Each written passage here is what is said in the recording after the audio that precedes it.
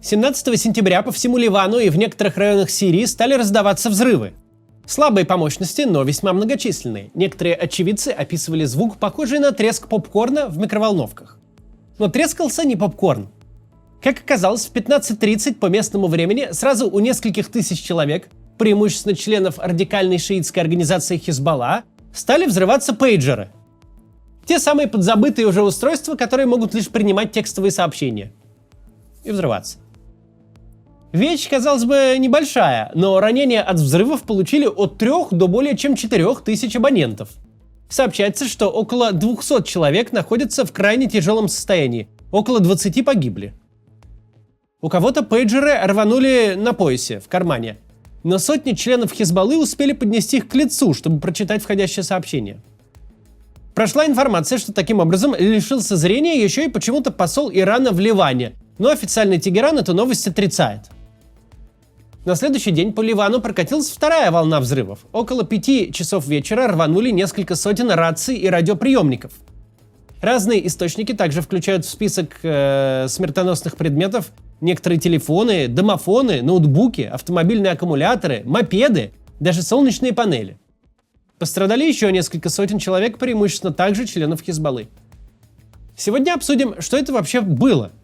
А еще поговорим о движении Хизбалла, ставшем главной целью этих атак.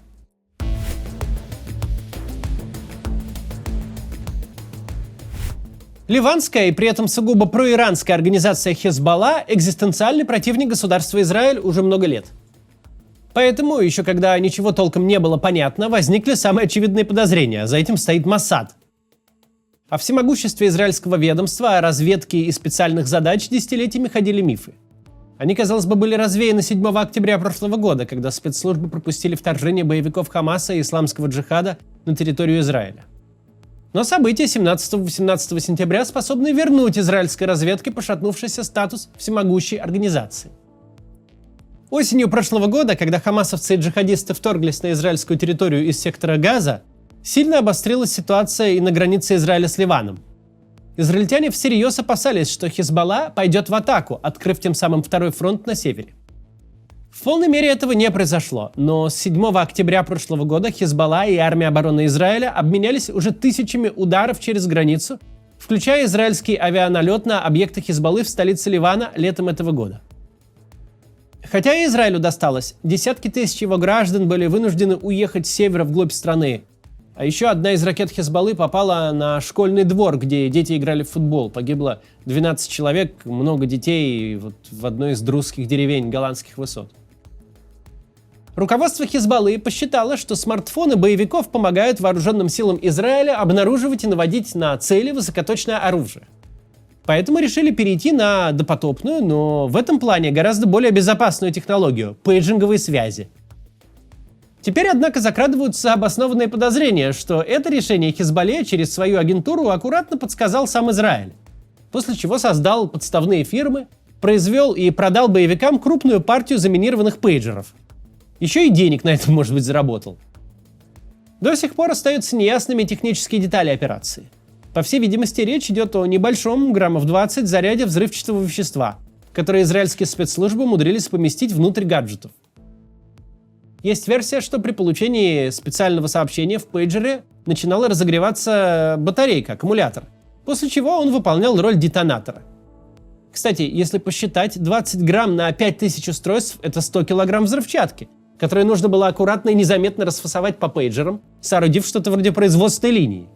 Ну, предположим, эти микросхемы с взрывчаткой еще можно было, может быть, произвести в Израиле, но потом их надо было как-то переправить на Тайвань и вставить там в пейджеры, которые потом через Иран были проданы именно боевикам Хизбаллы.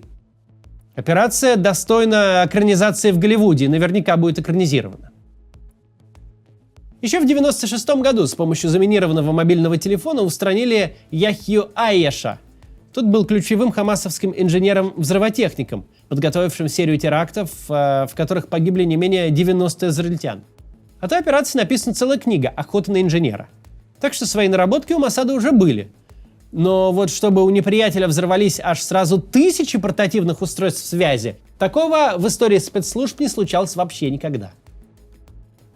Помимо вопроса, как технически была осуществлена столь хитроумная и масштабная операция, Есть еще вопрос более важный, а зачем это было сделано?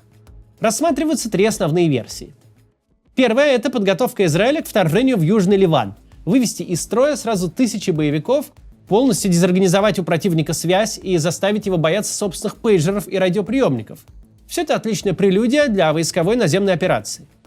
В ближайшие дни неприятель будет почти не боеспособен. Как ему передавать приказы и распоряжения? Разве что устно или через гонца на мопеде? Только как бы мопед не взорвался. На момент записи ролика израильская авиация наносит по Хизбалле массированные удары, что тоже может быть частью подготовки к полномасштабным действиям на земле. Если Израиль планирует такие военные действия, начаться они должны в ближайшее время. Иначе Хизбалла мало того, что придет в себя, так еще и соорудит какую-то новую, защищенную и законспирированную систему связи. Согласно другой версии, Израиль сыграл на опережение и сорвал нападение на свою территорию, которую Хизбалла готовила. Третья версия довольно экзотична. Она гласит, что главной для Израиля была возможность не взорвать пейджеры, а перехватить проходящий через них обмен информацией. А подорвать устройство, дескать, моссадовцы решили в тот момент, когда сочли, что Хизбалла вот-вот обнаружит слежку, и тогда разгадает секретные моссадовские способы шпионажа. Согласно этой версии, смерти и увечья боевиков идут бонусом, а главным было вовремя уничтожить пейджеры с жучками. Ну или со специальной программной прошивкой.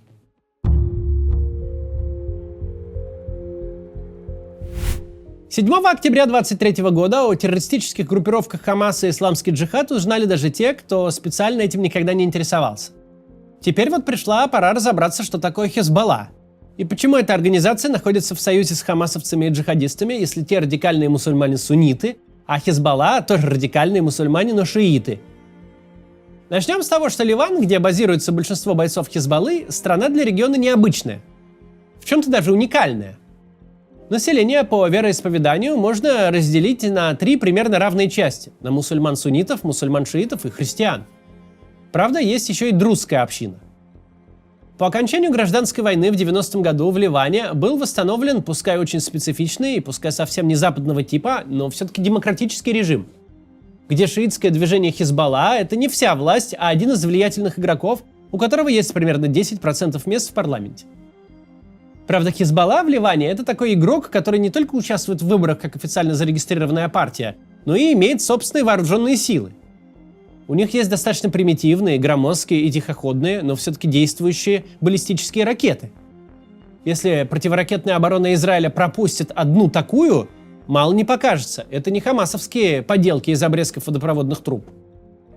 Вооруженные силы Хизбаллы не регулярная армия Ливанской республики. Они гораздо сильнее и могут действовать без оглядки на, собственно, армию Ливана. Как же так вообще вышло?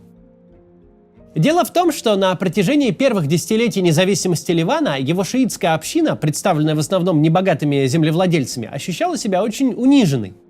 Страна была в целом успешной, ее даже называли Ближневосточной Швейцарией. Однако многие шииты чувствовали себя чужими на этом празднике жизни. В конце 60-х случилась новая напасть. В Южном Ливане, где преимущественно и живут ливанские шииты, решила обосноваться Организация освобождения Палестины во главе с Ясером Арафатом. Так юг страны стал ареной вооруженного противостояния между ООП и Израилем, а местным шиитам доставалось и от тех, и от других. Как раз тогда, в 1975 году, в Ливане вспыхнула гражданская война, одновременно на религиозной, этнической и политической почве. А в 1982 году в Южный Ливан для борьбы с ООП вошла армия Израиля. Так началась Первая Ливанская война.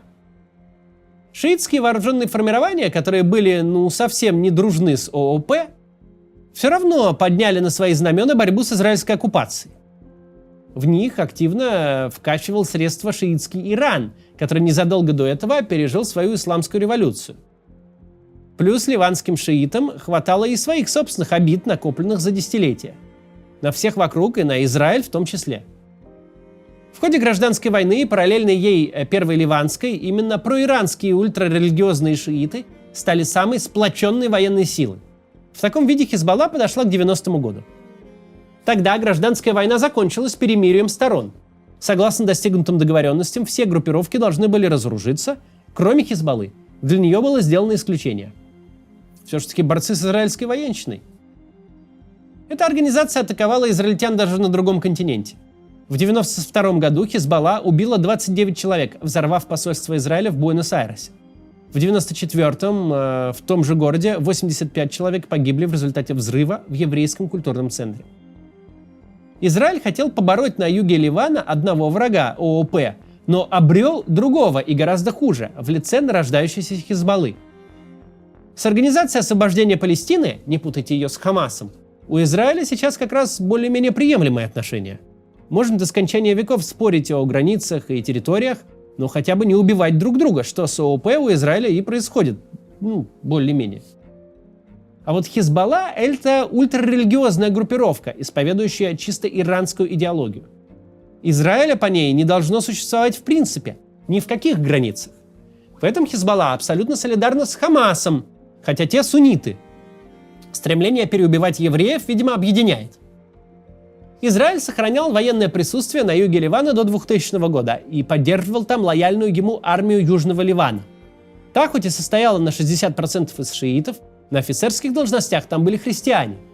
Однако, когда армия Южного Ливана распалась, Израиль все-таки свои войска вывел.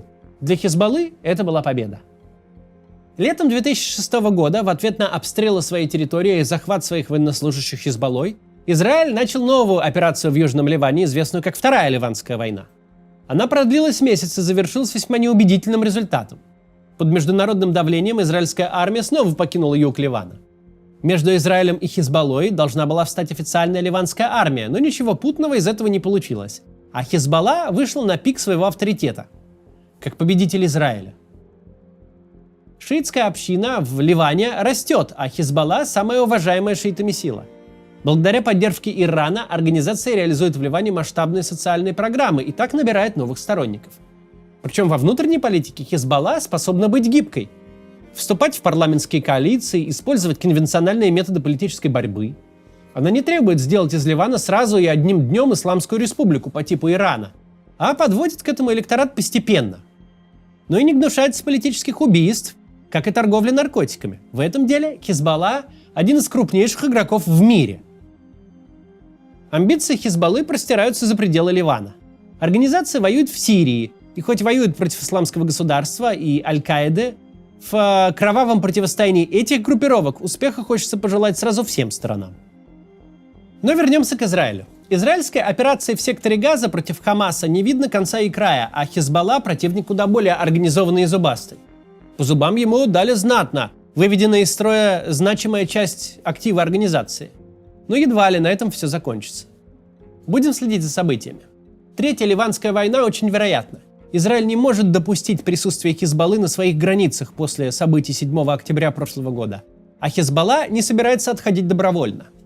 Несколько десятков тысяч израильтян, которые вынуждены были покинуть свои дома на севере страны, создают на израильское правительство давление. Как-то решиться эта проблема должна, и с высокой долей вероятности решится она силой. Если начнется Третья Ливанская война, мы вам обязательно сообщим. До завтра.